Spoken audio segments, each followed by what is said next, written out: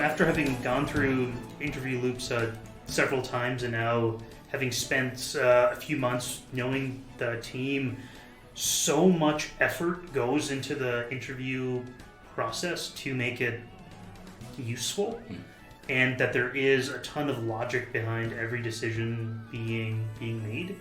And so at first I mentioned being really anxious when I got negative news from the recruiting team, but then now I know that in hindsight that would have been a really challenging role for me and just was not a good fit. And so it's less one-sided. Amazon's not evaluating you. They're evaluating you in context. Right. And so to have faith in the process, everyone's trying really hard to make it as positive as an experience for you, and really just focus on yourself.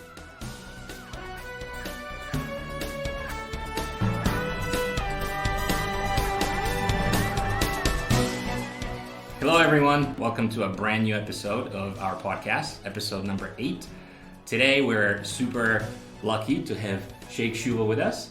Sheikh interviewed with Amazon recently and was successfully hired as a senior business development manager in the AWS team. Prior to that, Sheikh was one of the customers of the premium course to prepare for the Amazon interview. And one of the many things that are quite impressive about Sheikh's performance and journey to get hired by Amazon was effectively his tenacity throughout the way of talking to Amazon. He interviewed with them multiple times. He persevered. He kept his eye on the prize and eventually got hired. So, Sheikh, welcome. It's so great to have you here. Thank you, Nick. It's great to be here. Wonderful. I'm sure everyone's looking forward to hearing about your journey with Amazon. So, before we jump into the really meaty parts, could you please share with us your story professionally at a very high level? Yeah, it's been a fairly non-linear career track that I've taken, and most of my career has been at early stage startups in a combination of operations, product, and sales roles. I cut my teeth in healthcare technology in Seattle for several years, then shifted to working at a company that eventually became a part of Techstars, so working in venture capital throughout the Middle East and Asia. Then through one of my mentors that I developed through that process, fell into the machine learning world, where I worked on training data for autonomous vehicles and other computer vision applications. And afterwards, I got the itch for startups, and it continued. I was on the business team at an early stage spin out from University of Michigan. And most recently, before AWS, I tried to launch my own company focused in the AI space as well. I'm here in Seattle, and most recently I realized startups are really hard, and I wanted to try a different track, so I shifted my professional scope to seeing what the other side of the table looks like at a more mature company. Wonderful. Perfect. Yeah, so you had this great journey up to eventually joining Amazon. How did that come about? Some of the early steps along the way. Did they find you? Did you find them? How did that initial connection occur? Yeah, one of the luxuries of being here in Seattle is that so many people do work at Amazon. Yes. And so over the years, I've developed a pretty good friend network there. So as I targeted Amazon as a cloud company, I found the teams that sounded most compelling, and then I went through the job site and found specific jobs that piqued my curiosity. Then I took that list and found if I had any social overlaps with people either on those teams and who were friends of friends. I had an informational interview with several people, and then came in as an internal referral.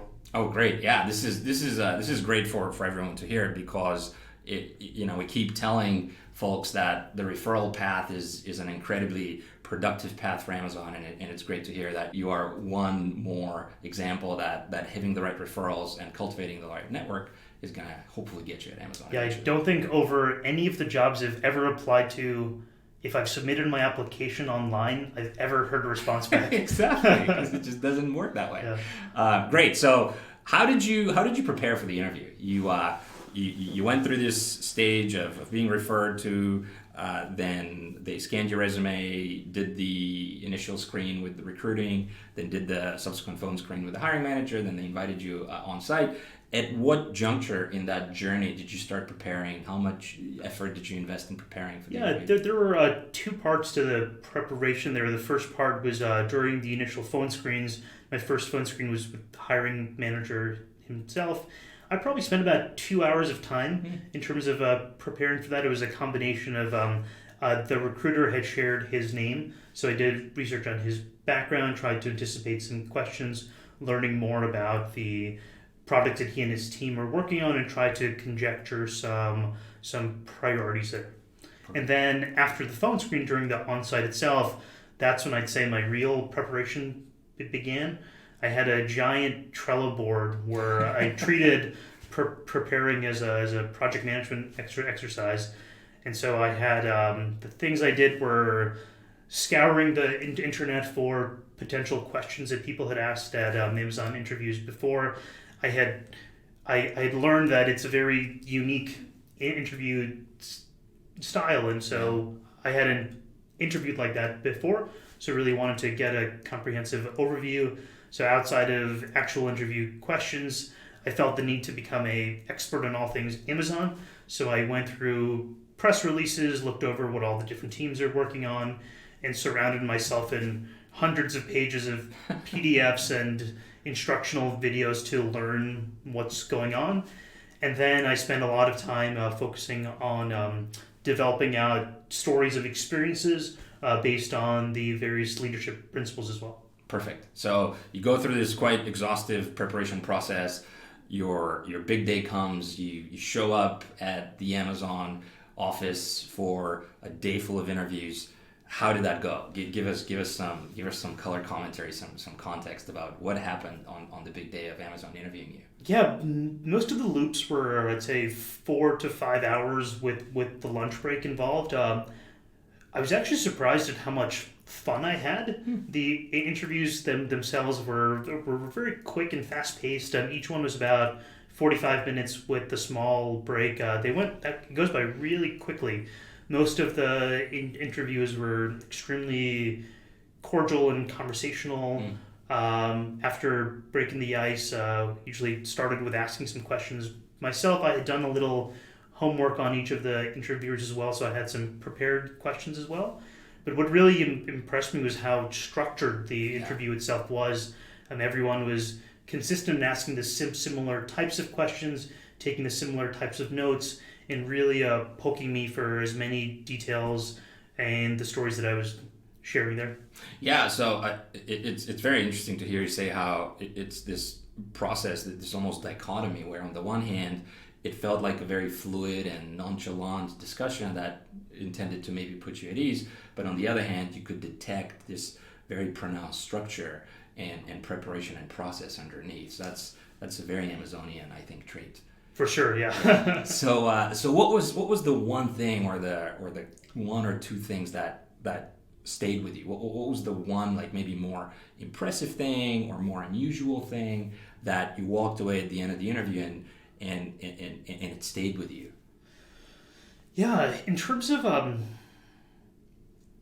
it became a really good exercise in sharing more about me in such a concrete way. The questions being asked were extremely specific and extremely granular as well, and it recalled my memory to the actual time in my life, so it felt like time traveling and really sharing the story there. And I think the lesson I learned from there is the interview questions really being designed to see how you solve a problem and what type of evidence you can show that you did that, as well as what your thought process was.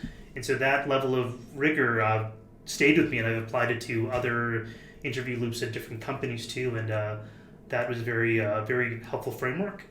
The other part that stayed with me was I felt everyone was trying really hard to make sure it was a right fit for everyone involved.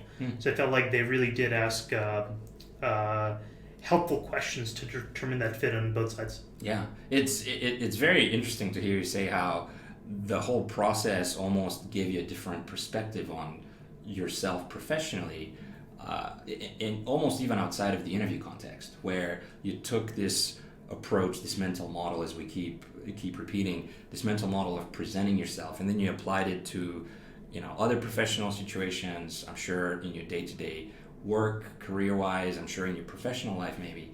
And there's this very unique Amazonian look and feel to someone, and you could tell that someone's been with Amazon for a while without being able to quite put a finger on exactly what that is. But I think that structure and that deliberate style of communication is a very typical Amazon trait. Yeah, as someone on the other side of the table right now, I can definitely validate that. That's wonderful. So you go through this very interesting process that's on the one hand very fluid, on the other hand very structured, that kind of puts you in a time machine back and forth through the evolution of your career. The day's over. How do you feel? Were you feeling relieved? Were you disappointed? What's going through your head? Yeah, I was exhausted and tried to find the closest happy hour that I could. But secondly, it was so hard to turn off my head in terms of replaying different questions, second-guessing examples that I had given. And so one thing that I did that I felt helped was I took about a half hour or so after the interview to write down a self-evaluation, as well as trying to I made a list of who asked which questions, how I felt I did in those questions, what I would improve. And that journal and those examples, since I did interview several times, was actually really helpful, both from a future learning perspective as well as during the day of. I sort of was able to do a brain dump and then move on.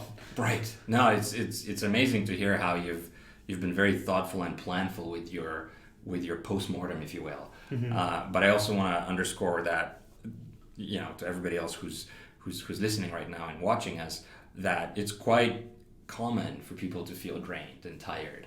And it's not a sign that you did well. It's just a sign that the process is very rigorous and it's working as it's intended to work. Yeah. Great. So how long did it take for Amazon to get back to you and give you the verdict? It ranged from between 1 to 3 days on different occasions. Those were extremely anxious times for me, where I set a million alarms, put in a bunch of calendar reminders, made a note to my wife to call me an hour before the recruiter was supposed to call to test if my phone was working, things along those lines. So I'm glad they called sooner than later. Right, and then you celebrated. This is good to hear. So in hindsight, what would you say you would have done differently? Did you do something that was maybe less useful, or that you would not do in hindsight, or did you forget to do something that would be more useful now that you're on the other side of the fence? Yeah, I think I did all the right things, but in the wrong proportion. I just spent a lot of time and doing research on various products and going deep into different tutorials and trying to be some magnitude of subject matter expert in it, but none of that information was helpful for me during the actual interview itself, where I came to realize that it really is about dissecting my background and how I handle situations. Yeah. And so I would have done some level of market awareness as to what's going on, role specific, but really spending more time on honing my stories, right, and the examples of my accomplishments and failures. But beyond writing them, there was such a departure from writing it and actually speaking with someone.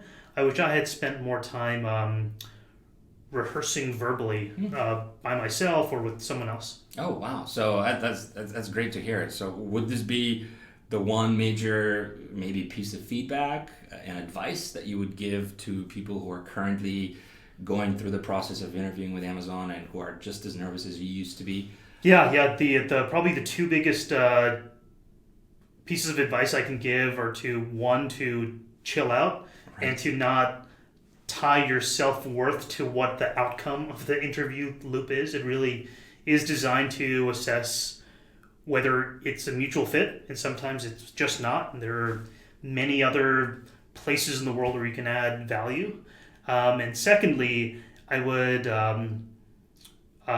practice speaking and sharing stories audibly, verbally, instead verbally. of writing. No, that's a great takeaway. So, in closing, anything that maybe I should have asked and I didn't, or anything you wanted to mention to allay the concerns of all those who are crunching through their interview loops and who are chewing through their fingernails, not knowing what to expect? Yeah, after having gone through interview loops several times, and now having spent a few months knowing the team, so much effort goes into the interview process to make it useful, and that there is a ton of logic behind every decision being made. And so at first I mentioned being really anxious when I got negative news from the recruiting team, but then now I know that in hindsight that would have been a really challenging role for me and just was not a good fit. And so it's less one-sided. Amazon's not evaluating you. They're evaluating you in context. Right. And so to have faith in the process, everyone's trying really hard to make it as positive as an experience for you, and really just focus on yourself. Right. No, I'm so glad to hear you say this, because we as humans, under this type of duress, going through the interview loop, we tend to fall into these mental shortcuts of, oh, if I had only said this one line differently, or this person looked at me funny, and if I had only done this one little thing differently, the outcome might have been different. While I think what you're saying is, sure, some of these things might have helped, but the process is much more thorough and thoughtful. It's important that you should prepare this holistic portfolio of your work, focus on practicing. In your case, verbally was very, very effective, and just don't assign your personal self-worth to what Amazon's going to think. Keep knocking on the door, right. And eventually good things are going to happen. Well, that, and also to during the day of, to get into really positive headspace. Right. What I actually found really helpful was I didn't do any prep the morning of, but I had a nice breakfast, went for a long walk, and then I played. I had made a playlist of interview pump up music. And so I did a walk That's around awesome. the block, just listening to a couple songs, and got into a Zen mindset, and Nice. then went into the lion's den. What's a couple of songs on your interview pump list? Well, I'm kind of a Broadway dork, and so I played quite a bit of the Hamilton soundtrack. See, you guys heard it here. The Hamilton soundtrack is the ticket to getting hired at Amazon. Sheikh, thank you so much. I really appreciate. We all really appreciate your time and your grace to give back and share your experience with Amazon.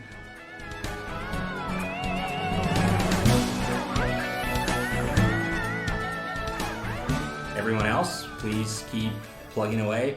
Have faith that good things are going to happen if you work hard and you prepare.